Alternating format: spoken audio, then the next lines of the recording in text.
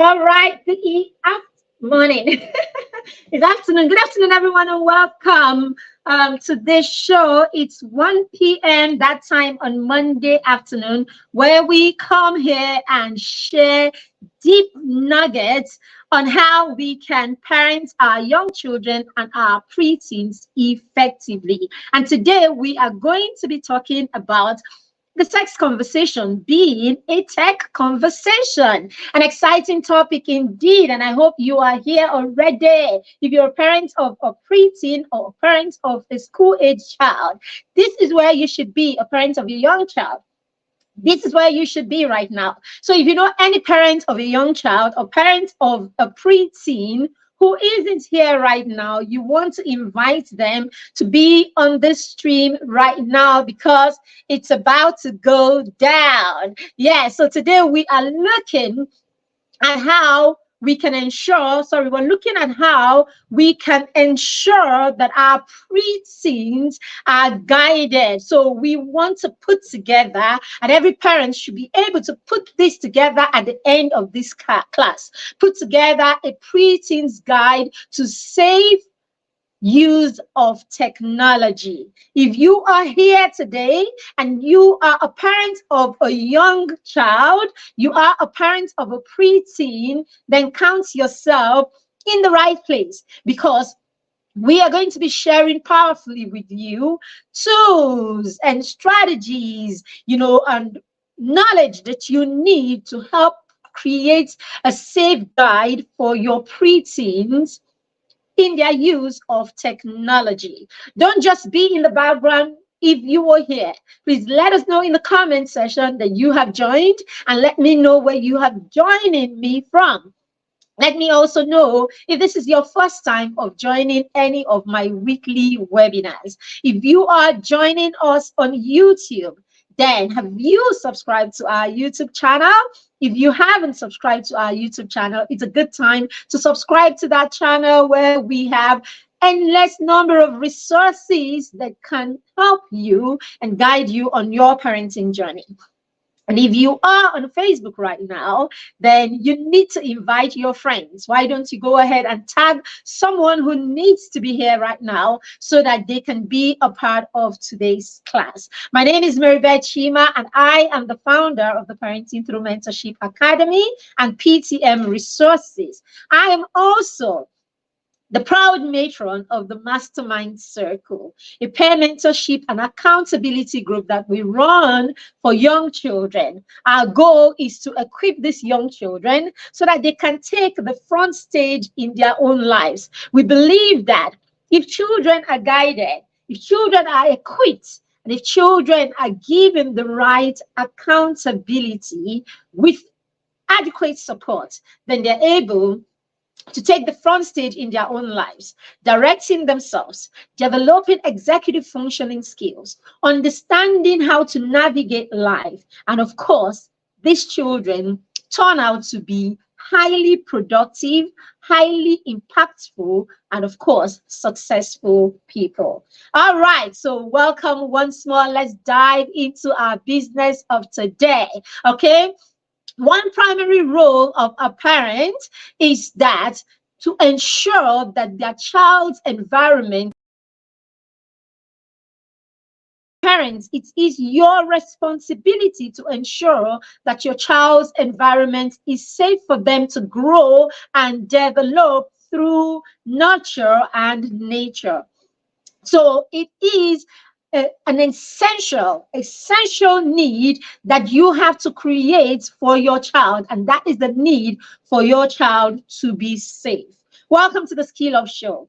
All right, if you are here, as I said, don't just be in the background. And if you're catching the replay, let us also know that you have joined us and where it is that you are joining us from, because today this topic is going to be a blessing to you. What we're talking about today is going to be a blessing to you. All right, so ensuring that your child is safe and protected sexually in every environment that they find themselves is really crucial. All right, so and this is why the home, the school, grandma's house, right, and most importantly, when they are with their friends and the families of their friends that you probably consider strangers. All right. These are all places that our children find themselves. Sometimes they find themselves with their friends, and other times they find themselves even with our own family members. Right.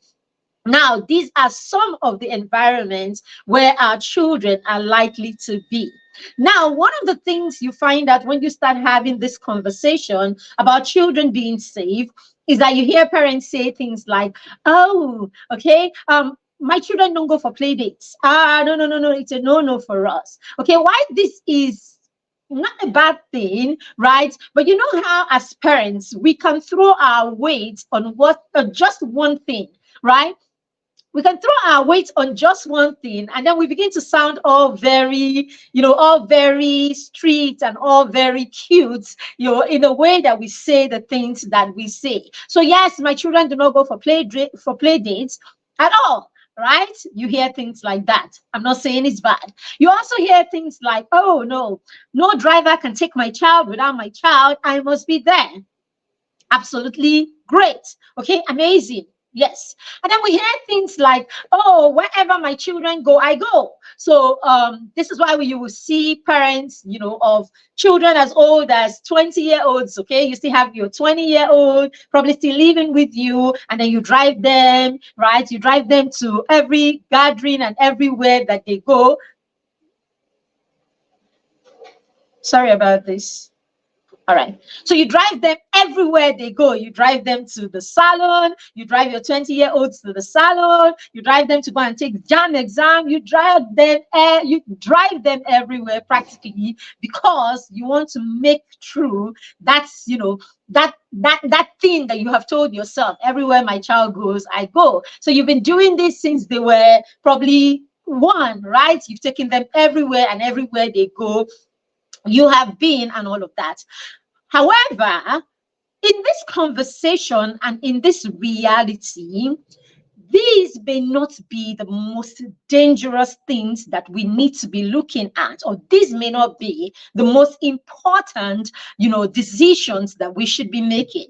A simple decision like my child will never go for play dates, or my child doesn't go for play dates with strangers, or my child will never be driven in a car without me, or my husband, my wife, and all of that. Oh, my child will never go to a party where I am not present, and all of these other things that we have decided is how we can protect our children. Now, while all of these are good, while all of these are right, there are other things that we may be taking for granted or not paying attention to, and these could be more dangerous or more exposure for our children than the things that we capitalize on. And so we are going to be looking at some of these things today.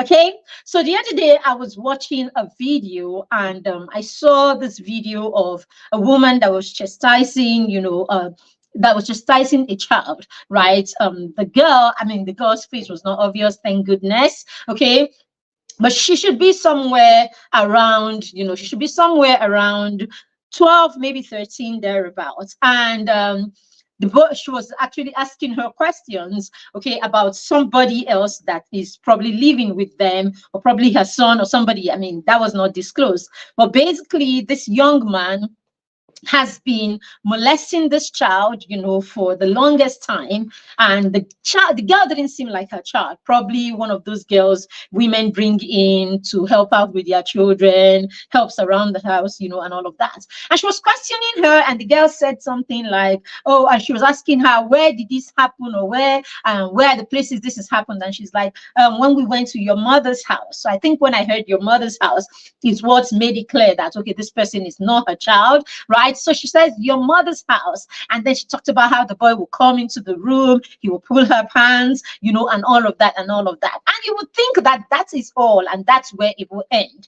And then she now asked her, where else? And then she said, in this house, meaning in her home also. This boy, who probably is her son, or maybe another person who lives with them, okay? And she's like, in her home also, meaning in this house also.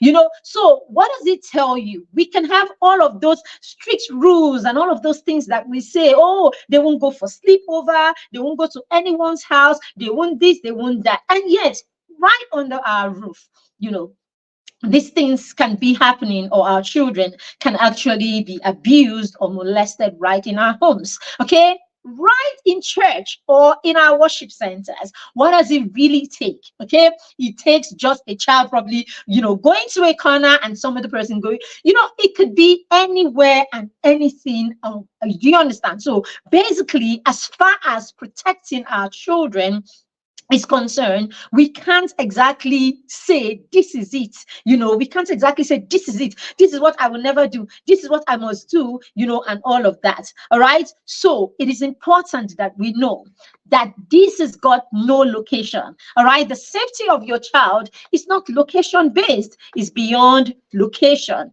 right? The safety of our children is beyond location. The safety of our children is much more than whether our children go in the car with a driver alone, whether our children go to, you know, the house of someone that they don't know, and all of that. It is much more than that. All right. So we are going to be looking at what else we can do as parents beyond just creating, setting boundaries for ourselves, or beyond just deciding that our children will not go for sleepovers, they will not go for play dates, and they will not go, you know, in a car for with a driver or something like that. What more can you put in place that can actually protect our children, as we have agreed that it's our responsibility as parents to ensure that our children are safe and protected as far as this sex conversation is concerned, and far as their sexual purity and sexual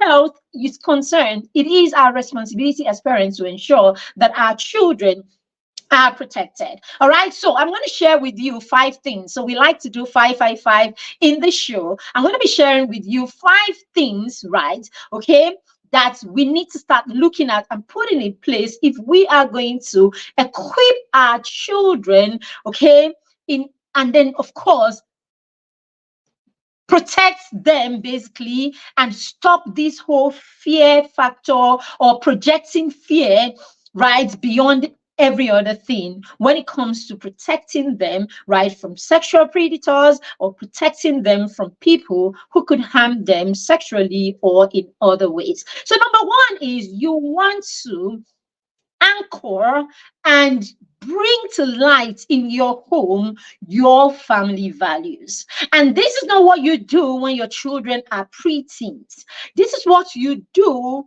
from when your children are as young as possible. Your family values should be a guiding factor in your home. Your family values should be a standard in your home that your child should come in. When they are born, they should come in and meet your family values sitting pretty.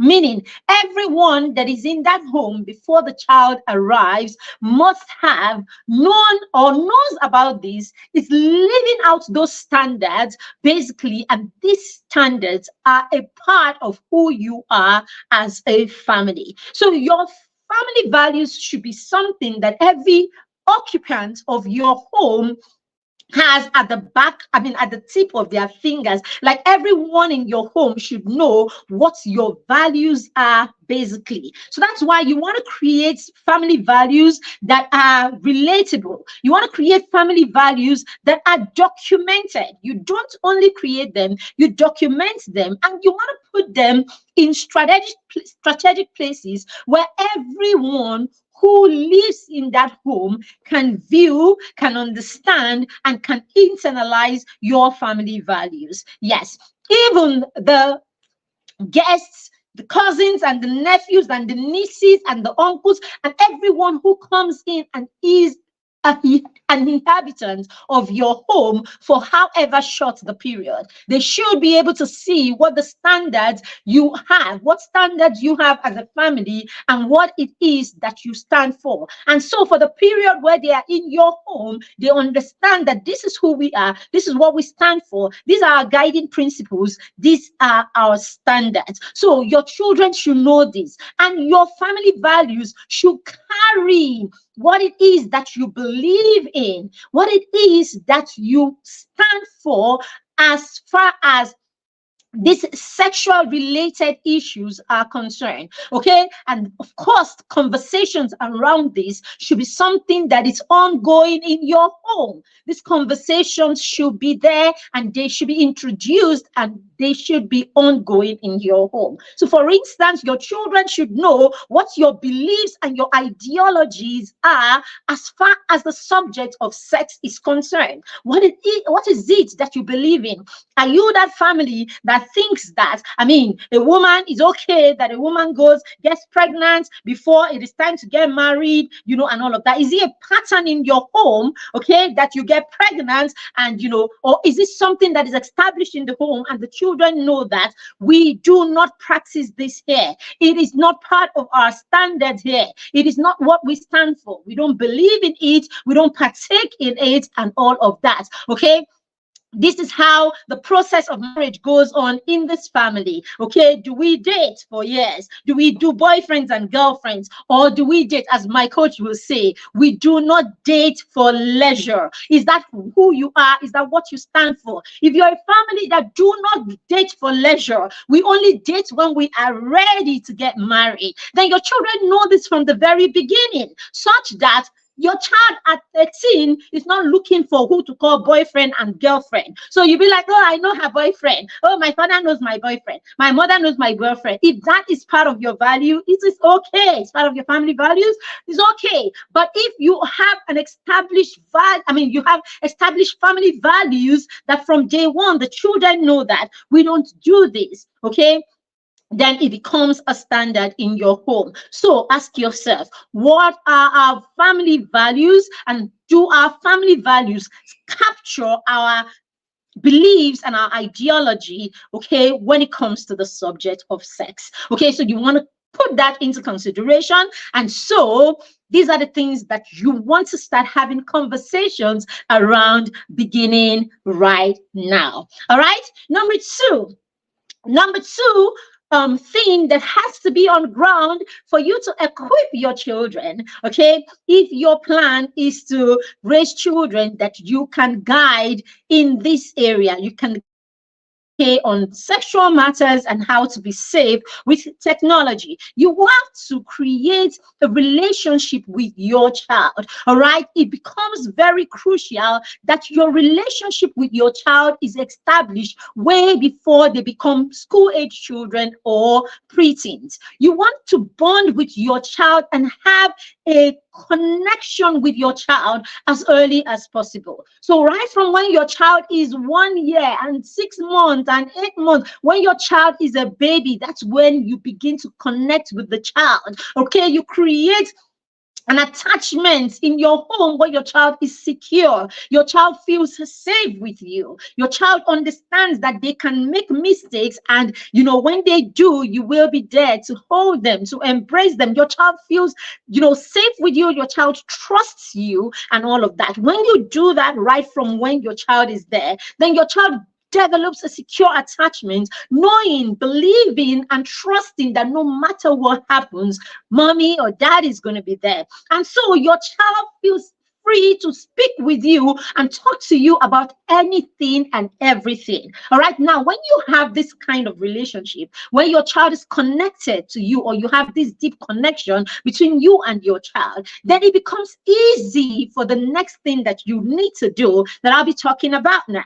It becomes easy for you to open up communication line for sex conversations. So that's the third thing that you want to do. Third thing you want to do is you want to open communication lines in your home for sex conversations. So you want to start the sex conversation with your child as early as when your children are as early as 1. It's as simple as helping your child understand their sex organs, making them understand that this is your vagina and this is a man, his vagina. I mean, what he has is a penis. You want to start doing all of that. You want to start teaching your child about how to take care of their vagina. You want to start teaching your sons how to take care of their penis. You want to start teaching them all of these things. I'm going to be sharing with you. I mean, if you have not known this, you don't know this. A lot of us did not know this. A lot of us did not even apply this with our children. But thank goodness, okay, we have the opportunity to go back to this, okay? So I'm going to be sharing with you what Coach Wendy is doing, okay, sometime at the end of this month or in the beginning of next month, all right, that will help you and save you and your child. We'll talk about this at the end of the session. But basically, there is age-appropriate sex conversation for every phase and every stage of your child's life, and you want to start having that conversation. But first, you must connect with your child, and then you must open that line for free flow of this sex conversation. Just on what was that, on Saturday, our daughter and I went out. She wanted to walk out, right? She wanted to walk out, and we decided we're going to do a 3-kilometer walk.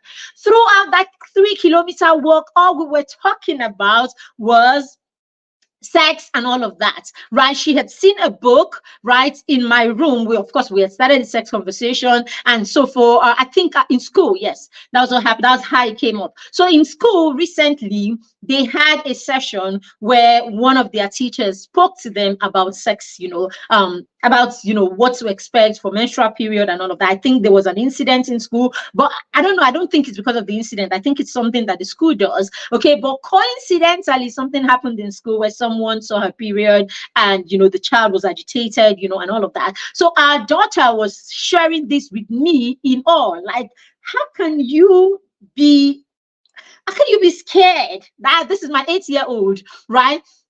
And she's like, how can you be scared? How can someone be scared that they saw their period? Didn't they just know that it is the uterus that is shedding?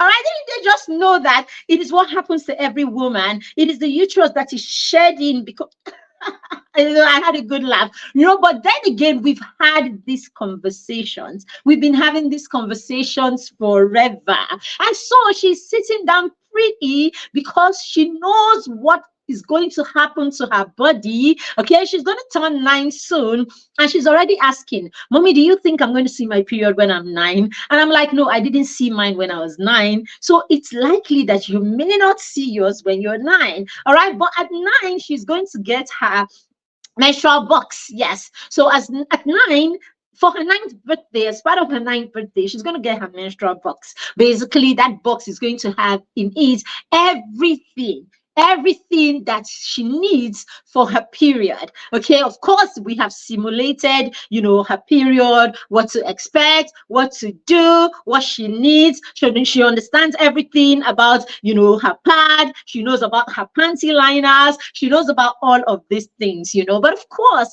now it is exciting to her rather than scary. Do you understand? So this is the power of having the right conversation with your child. All right, and this same thing should happen even with your male child, right? There are days I come into our son's room and I'm like, okay, and he's like, yeah, I think I had looks like I had a wet dream, something like that. As in, these conversations are that easy, right? The conversations are that easy. We flow like that. Is that easy, as that, because the conversation did not start today. The conversation with our son started over a decade ago. So no, there is nothing that is too hard to talk about. There's nothing that is too strange to talk about. So you want to, create that to equip your child. So rather than, approach it from a place of fear, screaming, oh, they don't go for play date, they don't go for this, they don't go for that. So sometimes when you listen to parents who say this, they don't go for play dates, they don't go for this, they don't go for that. Okay, when you listen to them, these things are driven by fear.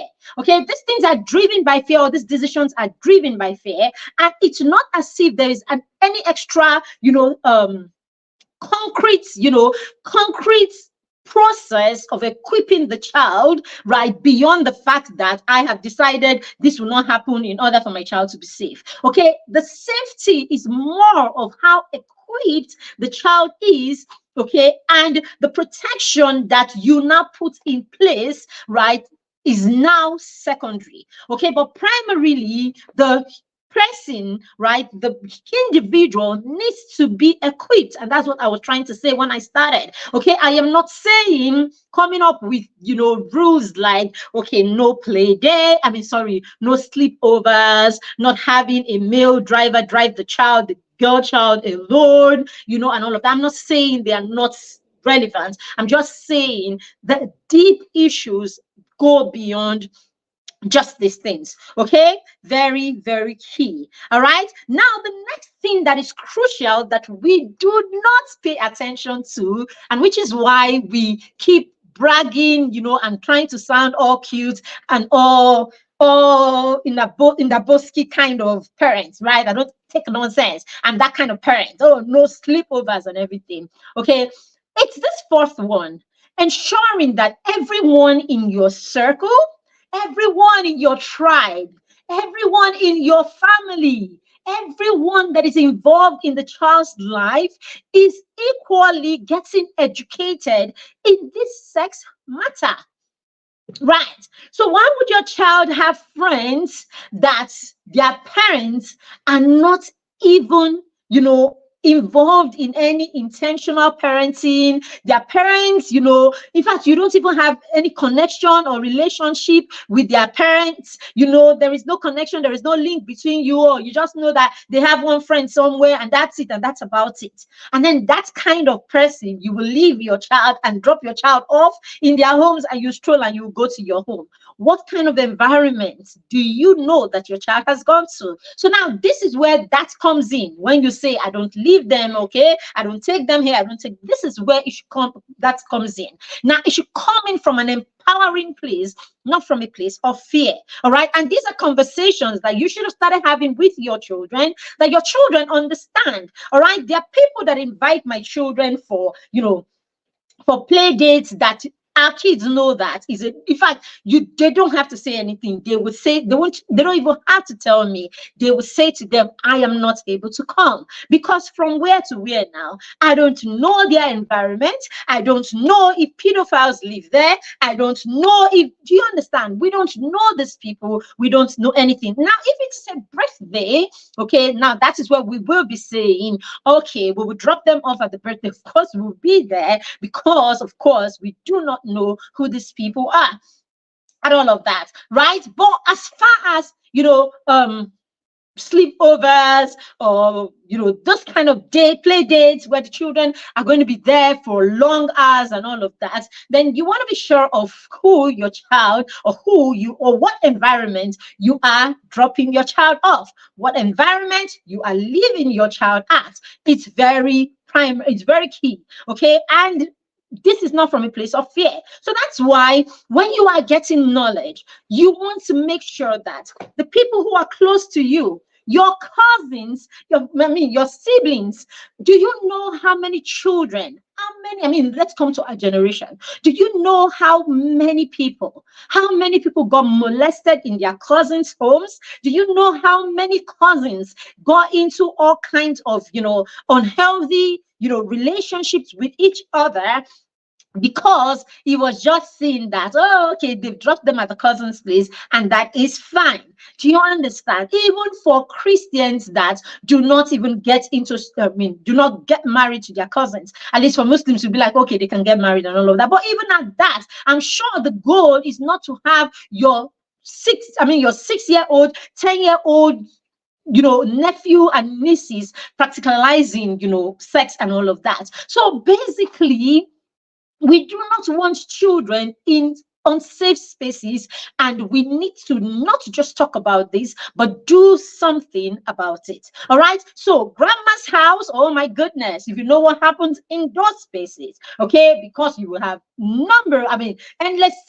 So many people coming in and going out. It's grandma's house. So the cousins, the brothers, the sister, grandma is a nice woman, the friends and all of that. So you want to be you want to make sure that your child is equipped to know what to do when they are in such spaces. Okay. And of course, you want to make sure that as many people that are related, connected to you, get the kind of knowledge and education that you are getting on this matter. Okay. We are all out this month. That's why you hear almost every coach that you know is talking about, this conversation, the sex conversation, because this is Pride Month, where the LGBTQ community is screaming at the top of their voice about what should be, right? Why our children should turn from men to women, why they should have bisexual habits, why our children should be queer, why our children should, why our children should be burdened about sexuality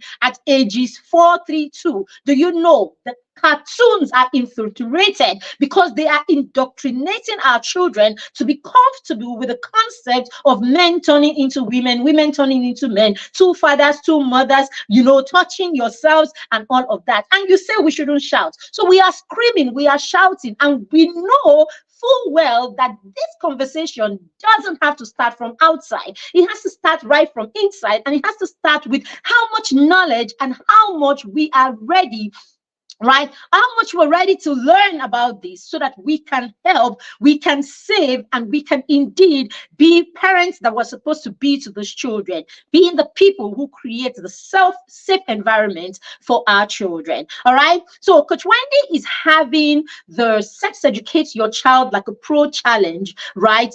One of the most affordable, right? One of the most affordable courses or challenges that you would have for what it is that she's bringing to the table in that challenge. See, when that challenge came out, the first thing I did was to call all my friends, right? They are the ones that my children interface with well right now, right? I called my inner circle of friends and I said to them, this is what's going on. We are all going for this, because these are the people that my children hang out with. It's their children that my children hang out with. It is their children that my children, these are the places where I drop them off. These are the places where I leave them for hours on ending. No, we need to be on the same page. We got to be on the same page. Do you understand? So if you're going to be safe about where you are leaving your child or dropping your child, then you need to ensure that the people in these spaces know what you know. All right. Very, very key. So it's not just about, oh, my children cannot go for play date. My children cannot sleep at.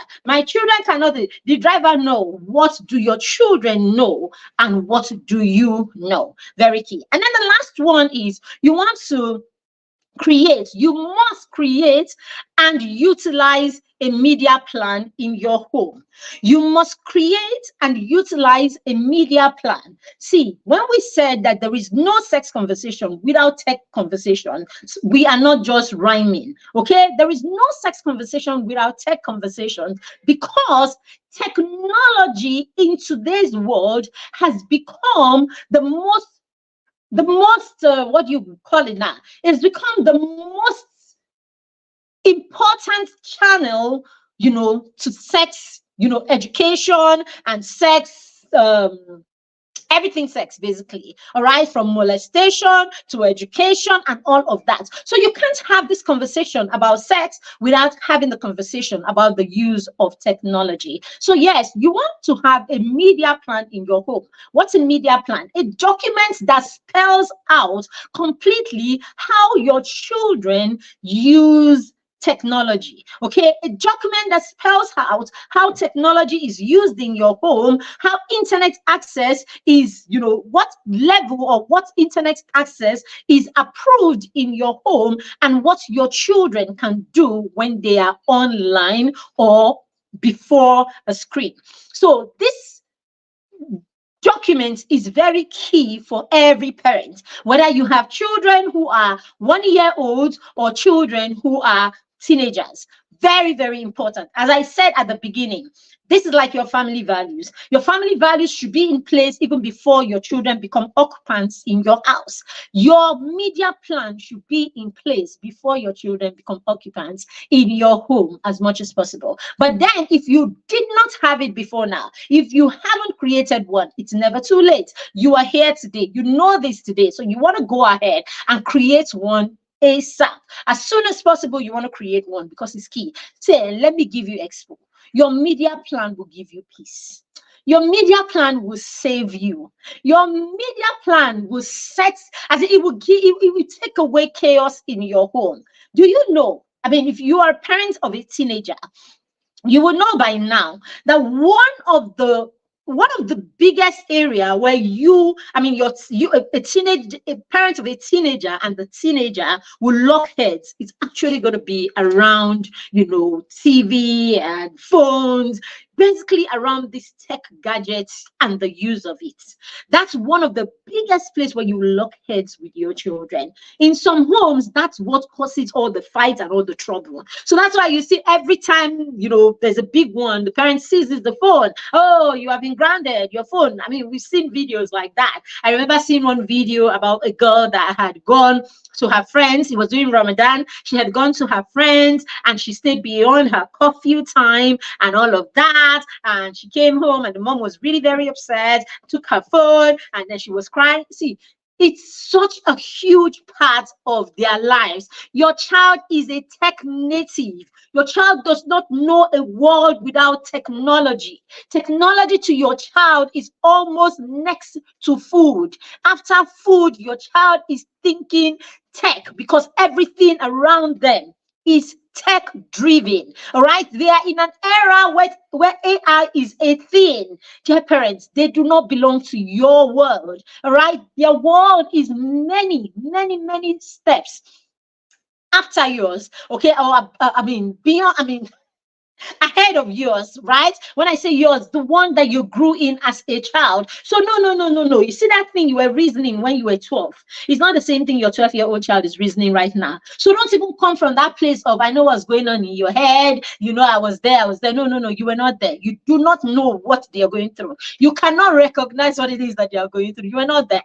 All right? If you're going to have an idea, it's because you have put yourself in a place where you are studying patterns, you are studying habits, you are probably learning about this. You're actually taking courses. You're actually training in this area, like some of us are doing. That's when you can even come and say, perhaps, I have I have some insight on this. But I tell you, you can't occupy your child's head completely because you belong to two different eras completely. If you do not know this before, please know this now. All right? So let's go right into, what we can or what we need to do to help create this guide, to help create this preteens guide to being safe with technology. All right, what we can do to ensure that we can put a guide together, okay, that will help our children be safe, with the use of technology. Because as we said,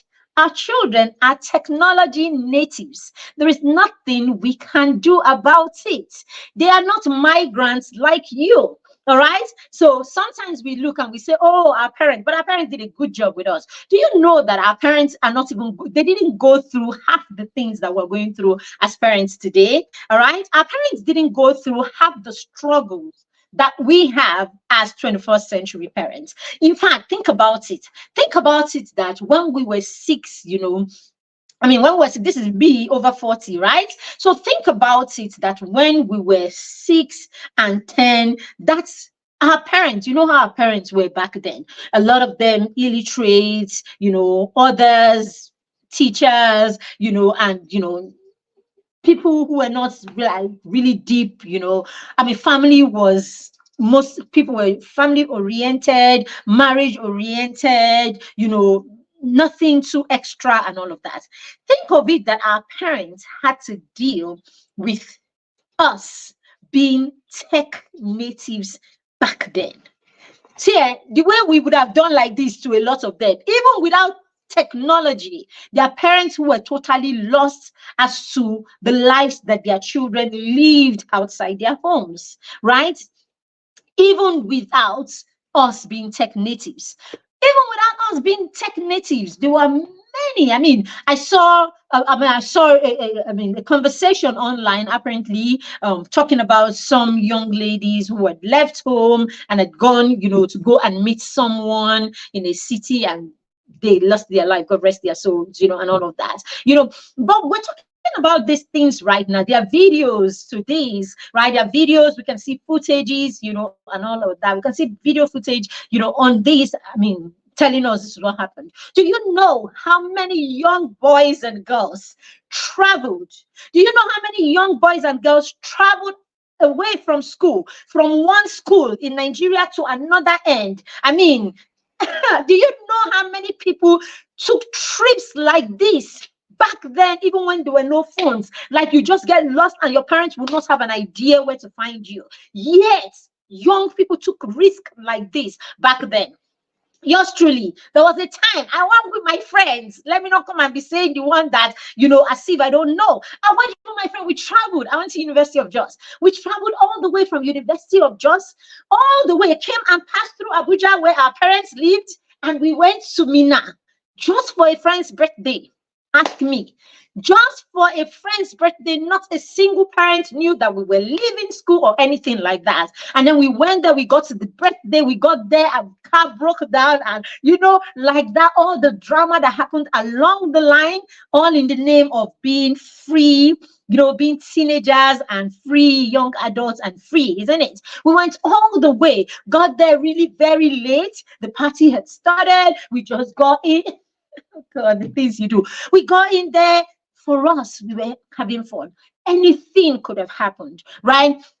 Now, this is us without technology. And then we could take such crazy risk. We could do all of these crazy things, right? Back then, because we didn't know any better, So think about it. We could actually manipulate and confuse, get our parents in that place where they had no idea. And then you're talking about you having to raise a tech native that right inside your house you can lost, they can right inside your house, you will lose them as far when it comes to aesthetics and whatever, if they decide to be all funny and in their character. So what are we saying? So the truth about is, your best bet as a parent is to start early. Your best bet as a parent is to start programming and sowing the right seeds, as early as possible. Your best bet is to have the right boundaries as early as possible. Your best bet is to be consistent. Stand for something, all right? Have those values, stand for it. Children will adjust when we stand for what it is that we believe, and there is no confusion in the matter. A lot of times we confuse our children, and so one day they get away with something, the next day they don't get away with it, another day, so somewhere in their head, okay, let me try, who knows, this may be the day I am lucky, and this may be the day. Do you understand? So with programming, the right programming, starting early to program our children, introducing, who we are and what we are. They understand this is what we stand for, putting those boundaries in place. All of these things will save your children, will save our children. All right, so let's go quickly into it. So number one, you want to make sure that, okay, you want to connect with your child. You want to connect, the sex education and technology, just as we're doing. You want to connect this together, right? Very, very key. Now, it's really, hilarious when I ask parents, why do you think your preteen should have a phone?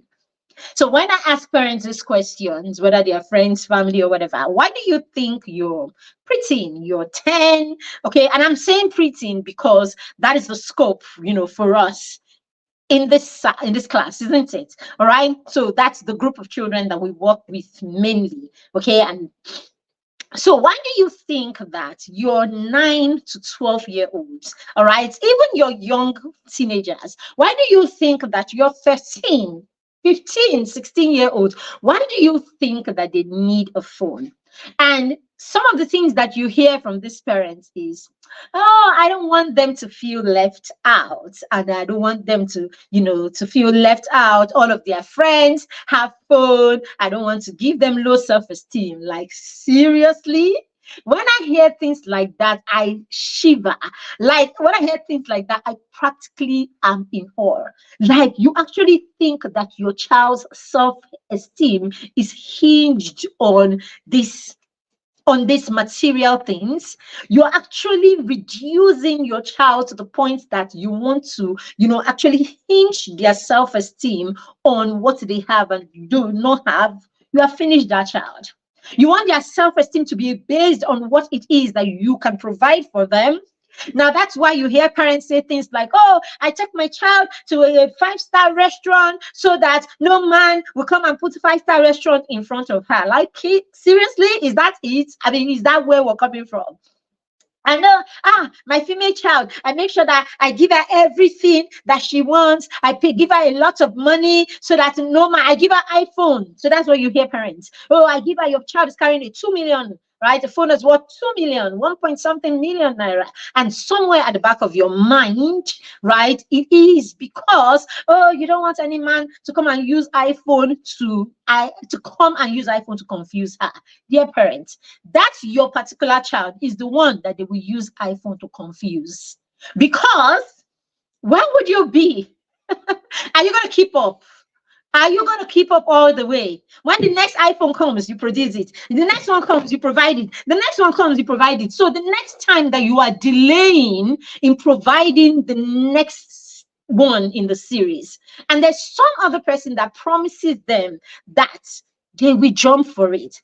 Because what you're doing is you are whetting your child's appetite for these luxurious things. Except, of course, I don't even care, even if you are Dangote. I don't care if you're a $10, because if you go and you check some of these people, that are wealthy, you would realize that these are not the ideology or principles that drive them. Okay, some of them, you see them with the most decent or simple. They don't overthink these things. It is the middle class parent, all right, that is there trying to project their life on innocent children that are not in your space until you whet their appetite for these kind of things and they became like you. So a lot of times we project these things that is our trauma. We bring our trauma and we project our trauma on our children. So yeah, you didn't have all the things that you wanted when you were growing up. Or you remember you had that classmate or that friend that their parents gave them everything. And somewhere at the back of your mind, you promised yourself, oh, one day you are going to have, and you make sure you give your children the life that it is not their problem. You are the one that needs to prove something to yourself, to your friend that cannot even see you, or to some parents that is already old and not even interested in the things that are bothering you, or probably a parent who is even late and gone. You are the one who is confusing and disturbing yourself about proving any point. So a lot of times the children are not even in that space. We are the one. I remember once someone saying, oh, we need to go to summer and it's so tough, it's so hard and everything. I'm like, okay, if it's so hard, it's so tough to travel all the way, do you have to go? And the person is like, I better go. All their friends will go. Now, when they now come back to school, where are they going to put their face? Are you serious? Are you, as in, I was dumbfounded. Like, are you kidding me? What do you think you're doing to this kind of children? So this is why some of us just go about as parents highly entitled, thinking that your life is in your hand and you're going to hold it. So what are you doing? A lot of times we just create problems for these children. We create a tough life, hard life, pressure for our children. We create lots and lots of pressure, hard life, tough life for our children. And one day you leave the scene, and because your father says, come to me, and your child is there, stranded and becoming everything that you did not think of when you were there creating a life that did not exist. All right? Or what is it? You're saving all the money you're saving so that when they get there, right, they will start using it to feel the life that you have created for them. If they cannot reproduce or multiply because they don't know how, what is going to happen then? So parents, We need to stop projecting the things that are our problem. We need to go and deal with our traumas and not come and pour those traumas or extend those traumas to our children. Our children do not have the issues that we have. They are not in that space until we introduce them. And you know how it is. I mean, what does it take? It takes a very short time for you to introduce or to drag them into this. And then when you drag them into this, then this becomes their lifestyle. This becomes their reality. And so your child is constantly under pressure. So that's why you see the other day I saw a celebrity, a celebrity had been celebrating her daughter, saying that, oh, her daughter has the highest number of highest number of followers on YouTube, beautiful, okay? And then a few days later, I saw this child, I saw something on one of these blogs, and this child was crying out her heart, how she's been body shamed, and I'm asking, how old is this child? Child isn't even 15, and she has to go through all of this pressure. She has to go through all of this simply because, do you understand? So sometimes we just give children pressure that they don't need at a time where they should be developing, at a time where what they need to be the best version of themselves is to be as stable as possible. We take stability from their lives. We take everything that is necessary out of their lives because we want to live a life that is not, we want to live our lives through the children, stressing them with trauma that they know nothing about. So you know how they say, don't come and bleed on someone that didn't cut you. The children didn't cut you. Go and deal with your baggage that you're coming from wherever with.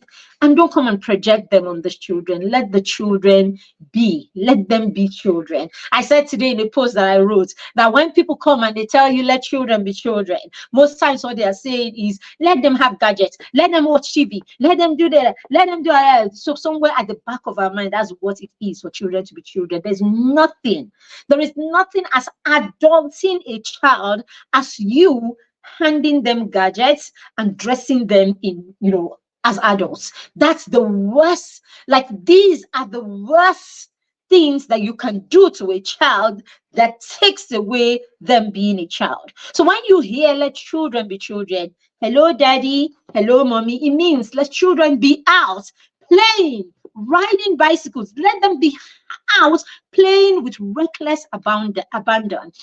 Let them be out being silly.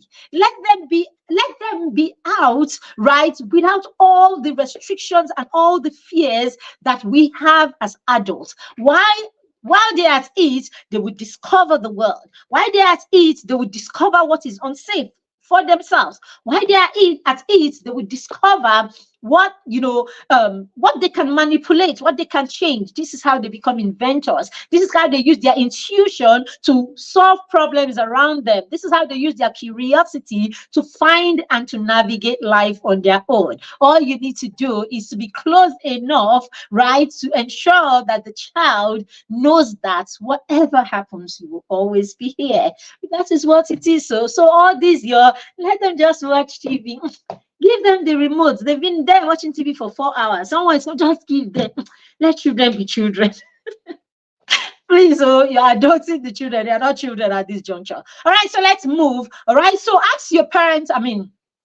Right, so I said that. So they tell you, they want the child.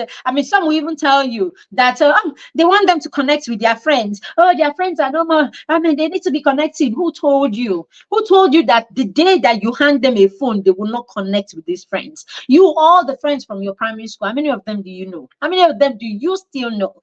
And if at all you don't know them, and for some reason you meet someday, would you not connect at that point? So who told you that your child needs a whole smartphone just because they want to keep in touch with their 9, 10, 12-year-old friends? All right. And even if that is the case, what is wrong with your phone? Your phone does not communicate with those people and their parents' phones. So sometimes we just make excuses to have our way in things that are not necessary. All right. Some of those will be like, they're old enough. Old enough is what? You're old enough. No, you're not old enough to be in that space with over 5 billion people, right? Some people, colo people, some people with all kinds of mindset and ideology. Your child is not old enough to be in that space. Not until your child is safe enough to navigate and they know what to do in that space. All right. Very, very key. Some say, oh, when they go to school, there are all kinds of excuses. So let's forget about the excuses. So first of all, you want your child to connect with, sex education with technology. So you want to teach your children how to handle this thing, because digital responsibility is crucial, right? Because digital safety is a huge part of modern day sex conversation. So being safe online is very key. All right, because as I said, the most unsafe place that your child can be in the world today is online. Yes, the most unsafe place is online. So until our children know how to navigate in that space, they do not have any business in that space. How can you do this? Be clear about access. Okay, be clear about when your children can get access to the internet. Why are they there? Is it to do a school homework or something like that? Then let's be clear that this is the only reason where you go online, basically. And when they are going online, how do they go online? What is the process of going online? For instance, in my home, you open one tab per time. When you open that tab, you go there. We call it taking off and landing. So you take off when you log in, and then you land on that site. You use that site, and while you're there, if you need to, research somewhere else and all of that, you mention it, and then you go there, finish with the video, shut it, and then go to the next, go back to where your business was. So you take off and you land, you finish, and then you take off back and you're out of there. You don't have a business there when you don't have a business there, basically. Except, of course, you got there for a particular reason. That reason is known and you're giving permission for that. Okay, be clear about what age they can own private gadgets, phones, and all of that. For instance, our son already knows that he will not own a phone until he's 18. Yep. He's almost 15 and he knows, but he's not even waiting and praying and waiting for 3 years. He's not. He already knew this since he was 6, that he wasn't going to own a phone until he was 18. So the subject of phone, when am I getting my phone, doesn't come up. So at the point, all of his classmates had phones except him. In fact, when they found out he didn't have a phone, they were in awe, like, oh, you don't have a phone and all of that. And someone actually asked him, and went like trying to make him feel bad. And he asked the person, you that you have a phone, what do you know that I don't know? All right. So basically, let these things be known so that you will save yourself the fights and all the struggles. You don't need them. All right. Let it be known. Let it be clear, right? Clear on how they use phones or how they use any gadgets that they have access to right now for schoolwork or for whatever else. Let it be clear how they can use that. What you're doing, you are creating a guideline for the use of technology. Okay, let it also be clear what they do when you have other adults in your home and access to their phones. Do you know what sites these adults go to? There are times that I have some young adults in my home, and the way certain things pop up in my phone, I'm like, no, I don't use this kind of site. I don't go. So I started learning. Some tech expert was telling me how the algorithm, around you sometimes can actually influence the things that pop up in your system. I don't know about this. I don't have proofs about this. But hey, if that is a thing, then you need these rules so that even the people who come into your home know what is acceptable in your space. And the more reason why your children know that they cannot troop into other people's phones, because as I said to my children, it's not about you. It's not you I don't trust. It's the internet that I don't trust. And it's other people that I don't know, basically. So let them know this. Even their friends, let there be guidelines. Are they supposed to use their friends' gadgets when you aren't there? Make these things known and let it be what you're working on. The next one is be clear on your digital boundaries and privacy. Okay, when your children have access eventually, you need to start simulating these things. This is the time to start having those conversations. My son is 15, we're already having these conversations. Our daughter is 8, almost 9, we're already having these conversations. When we go online, when we are online, what do we do in that space as a family? What's our business online? You want to start having these conversations. What kind of things do we share? when you're online, what kind of things do we share? So sometimes you will see my children's picture, sometimes you will see, whatever it is when we go for an outreach, or something. But the thing is, the only reason you will see, there was a time our son was running a YouTube channel, right? Ran that YouTube channel for about 3 years. But in those 3 years, he didn't know a single thing about likes and no likes. It never came up.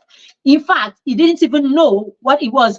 He didn't know nothing about that space, YouTube channel, what to do. In fact, when he was 10, he wanted to learn video editing. And so he started editing, 11 or so. He started editing his videos on his own and posting it. All he knew was how to open that app. He knew all the tech, the behind the scene or the technical part of having a video online. But he didn't know anything beyond that, right? How many likes, who liked me, who did not like me. He didn't even know how to get back on his channel and roam. No, he never bothered. He never went there. He never watched any of his videos on YouTube. His own was to deliver, edit, and then drop it there, and then he walks away. Till today, he's not even into, he's 15 almost, and he's still not into likes, no likes, who like me, it's inconsequential, because he's been protected and he's been guided in this way. So, and then we know that the only way we show up online is for impact. The only way we show up online is because it will be a blessing to somebody. Because we know that our purpose is such that we are supposed to be a blessing to other people. Your purpose is not just for you to be fulfilled and your family to be happy. It's for you to be a blessing to other people. Very key. All right. So they know what sites are acceptable. All right. When eventually they go online, they know what amount, they know what's acceptable for them to put out there when they go on that space. So you want to start talking about this, you want to simulate these things, you want to role play these things, you want to talk about it, you want to use whatever means you will use to teach this, okay, to have this conversation, start having it. Okay. Then number 3 is their digital footprints and expressions. You want to start talking to your children about, as a family, what kind of digital footprints do we expect from you? What kind of expressions, right, do we expect you to have online, basically? What is that online space to you?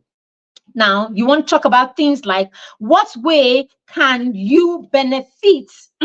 What way can you use your expression? What way can you use the internet or social media to benefit yourself and put out your expression there? Basically, what are your skills, what are your talents, and what way can social media be used as a platform of expression of that skill or the talents that you have? This is it. So meaning you must understand your why before you even get online. So by the time it is time you're ready to go online, the question is going to be, even at the time you are 18, why am I going online? Why am I going on social media? What am I doing there? We understand this. What way can it benefit me, right? Why am I on social media? Right? What digital identity do I want in this space? So when people think about me, okay, what would they think about when people see me on social media? What is at the back of their mind when they see me on social media? When people see a video of me, what immediately comes to their mind even before they click it? There must be an identity that you have on social media that is relevant or that is associated to you.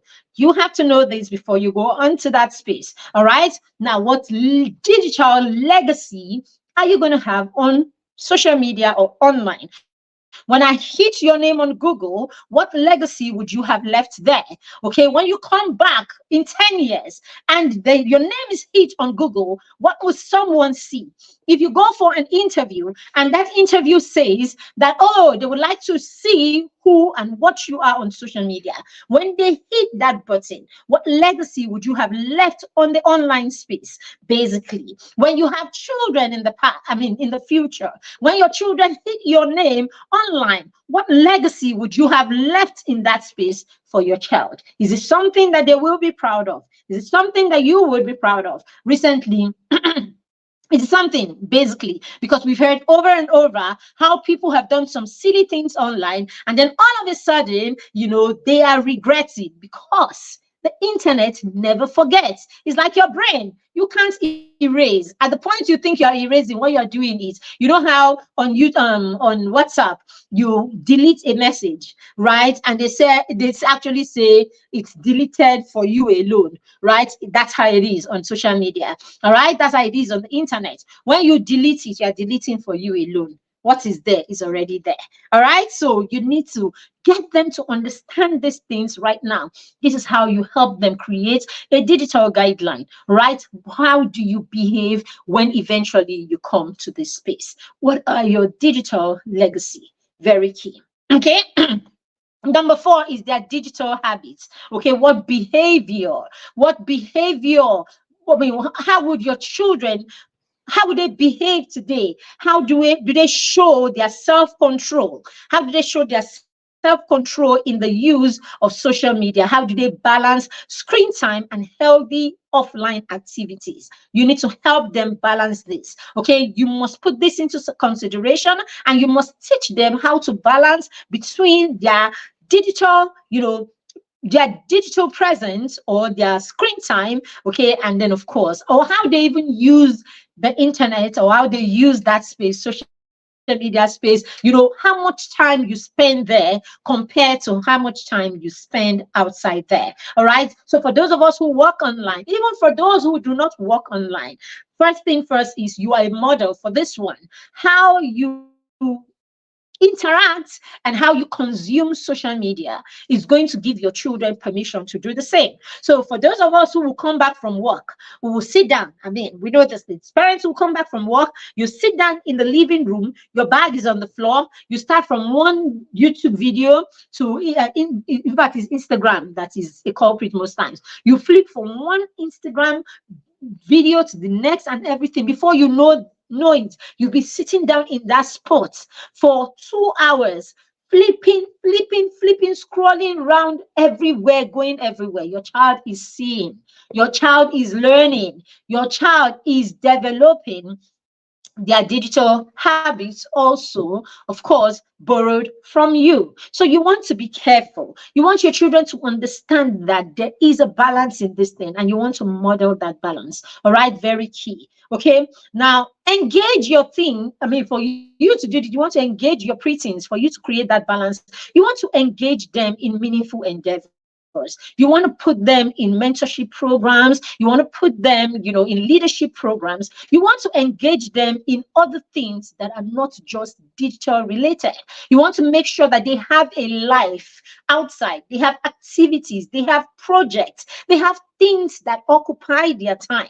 Okay, because if there is a vacuum there, they will feel it, and it doesn't cost anything to fill it with tech, and being in all of this sites is just a click of the button. So you want to put them in things that are engaging, things that are productive, that they would spend time on offline. Very key. All right. You want to create tech-free zones in your home and in your life. For instance, in my home, you do not bring phones to the dining table. When we're eating as a family, your phone is never out. Your phone is awake, and it holds for daddy, it holds for mommy, those of us who have phones. So basically, we have established what it is. So when the children have phones, they know it's a no-no. So even when we have our nieces, we have the niece, and all these people come home to our homes, they also do not bring their phones to the table because it's already established. So you see that nonsense where you put a bowl of food and then you carry the computer or you carry the phone, you are eating, you are this, is a no-no. You will never see that picture in my home. It's unacceptable.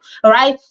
So you want to create those tech-free zones, okay? When you are, what are the things that you do that the phones are kept away? They can't be a part of what you do. Very key. All right. Then, of course, you want to create a schedule in your home that balances, of course, screen time, homework, leisure reading, screen time. We do this a lot in the Mastermind Circle. So the Mastermind Circle is our peer mentorship and accountability group. So you can actually bring your child to join us in the Mastermind Circle, where we teach all of these things. We walk this journey with you. We create these guidelines alongside alongside you for your children. So if you enroll your children in the mastermind circle, what you have is your children will have two, is it like a double barrel, right? So we are guiding, and holding them accountable, and putting out these guidelines in this area and in many other areas in their life. And then you can also continue at home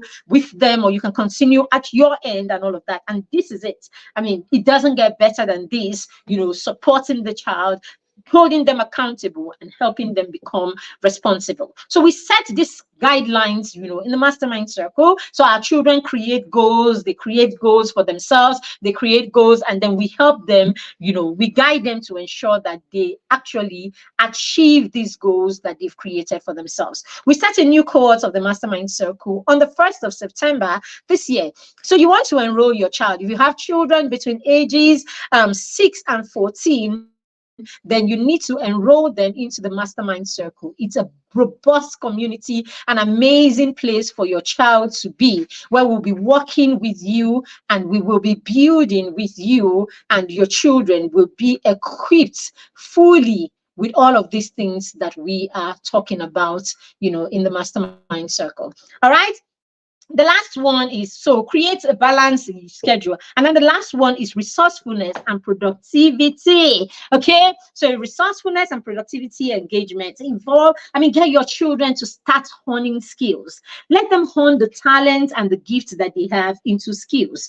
As they do this, your children will start having expressions. Okay, those expressions do not necessarily have to be online. They don't necessarily have to be anything serious. Your child can just decide that every weekend I'm going to bake for the entire family. They can just decide every weekend I'm going to bake cupcakes, for the family and for the neighbors. Okay, I'm going to just take cupcakes around to the neighbors. They can decide that on Sundays, I will bake cupcakes and take to church, and I'll give, I'll just share it around. It doesn't take too much to do some of these things. All right. But get your children in a space where they are thinking of empowering things on their own, right? They're thinking of empowering things on their own by the projects that they get involved in, that they get engaged in. When this happens, your children begin to understand the place of meaningful endeavors, and then it's a it's not even a distraction, because they are not even in that space. It takes them away from becoming addicted to these screens and all of these things that, all of this technology that is not empowering. All right. Let your children get into mentorship programs where you're not just the one talking to them. You have other people who are also instilling these things, supporting them and having them, think of these things. Get them into positive peer communities like the mastermind circle, where they see other children who are doing these things, other children who are practicing and expressing themselves already. When they do this, they are encouraged, they are gingered and all of that. Okay, help them to hone their skills, as I said. So this is it for this week. I was thinking we have the information on the mastermind. Yes, so that's it on the mastermind circle. So our new cohort begins on the 1st of September.